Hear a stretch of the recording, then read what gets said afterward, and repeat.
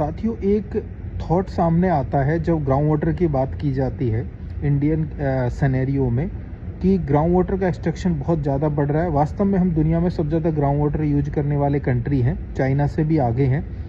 लेकिन जब इस पे डिबेट होती है कि इसके लिए कुछ करना चाहिए, तो ये बात सामने आती है कोर्ट में भी, एनजीटी में भी, और लगातार आपको कई एक्सपर्ट ऐसा कहते हुए मिलेंगे कि ग्राउंड वाटर जो है सबसे ज़्यादा एग्रीकल्चर में यूज हो रहा है।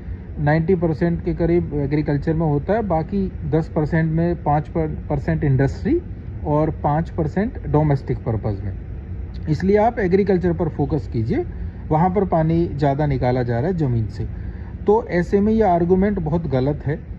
आंकड़ों में आप ठीक कह रहे हैं कि 5% इंडस्ट्री, 5% डोमेस्टिक और 80% से ज़्यादा, अराउंड 90% तक एग्रीकल्चर में के लिए निकाला जा रहा है। बट आपको यहाँ गौर करना होगा, एक्सट्रैक्शन रेट जो है बेशक यहाँ हाई है एग्रीकल्चर में, लेकिन वो पानी वापस चला जाता है। बहुत हद तक 100% वापस रिचार्ज नहीं होता, फिर भी वो नेचर में ही चला जाता है। लेकिन आप गौर करिए, इंडस्ट्रियल और डोमेस्टिक पर्पज में जो ग्राउंड वाटर आप निकाल रहे हैं, आप उसको वापस नहीं भेज रहे हैं, उसको आप पॉल्यूट भी कर रहे हैं। और पॉल्यूट करने के बाद, तमाम प्रोसेस के बाद भी वो गंदा रहते हुए फिर नदियों में, नालों में जाता है, फाइनली समुद्र में चला जाता है। तो इसलिए एक्सट्रैक्शन रोकने के लिए आपको डोमेस्टिक में भी और इंडस्ट्रियल जो एक्टिविटीज़ में ग्राउंड वाटर यूज हो रहा है उस पर भी उतना ही गौर देना होगा।